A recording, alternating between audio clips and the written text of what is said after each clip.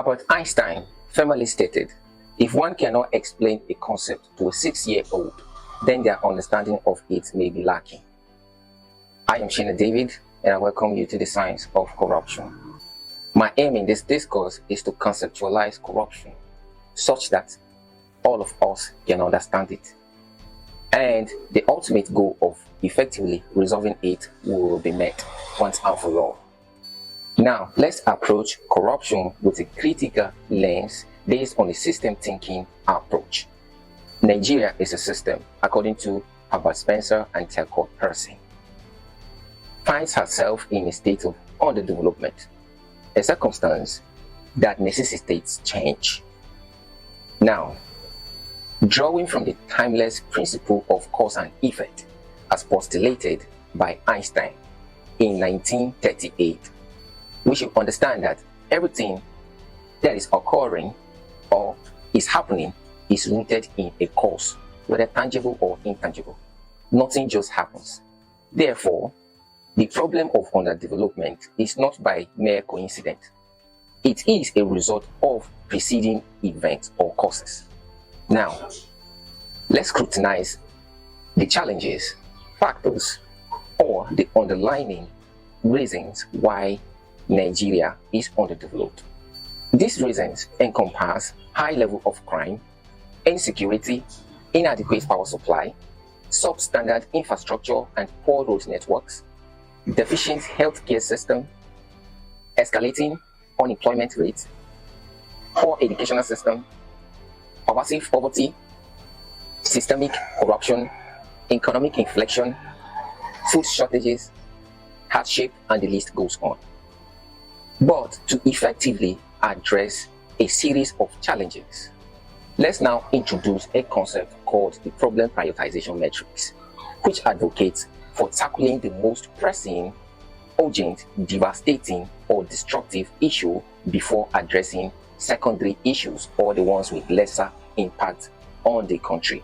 Furthermore, the principle of scale of preference and opportunity cost, they align with the idea or notion that tax must be prioritized in order to be dealt with amicably and effectively.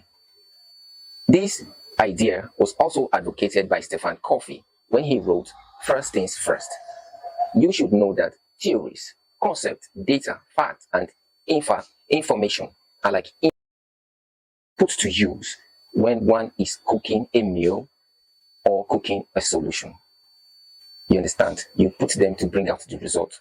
So now, this is the reason why we are only going to critically apply theories, concepts, logic, and a systematic approach towards understanding the root causes of corruption in order to offer sustainable and reliable, practical solutions to the problem of corruption. Because the issue is very delicate. If you do not conceptualize it, we will beat around the bush and never find the solution. So, in our discussion so far, in my previous videos, we've been able to identify corruption as the major factor that is holding or constituting an impediment to the growth and development of Nigeria. Other issues deal, but now corruption and the choke pass. You understand? This is why I have taken time to have this class so that everyone will understand what is causing corruption in order to rectify it one time. But again, based on the universal law of cause and effect, corruption cannot be happening out of the blue. It is as a result of some former event or causes or preceding events that are allowing or causing corruption to happen. To understand corruption, like I said the other time, we must understand natural laws, natural systems, and the man-made laws and man-made systems, their essence, character, and objectives they are meant to achieve. And most importantly, we must also understand the nature, character, and the essence of the individual, as in human beings. We must know how we behave, our nature, and understand how we behave in a lawless zone or in a lawful zone or inside or outside laws. What makes the individual to behave in a certain manner, in a generally acceptable manner, or why is the individual always just pursuing his interests against every other person's interest.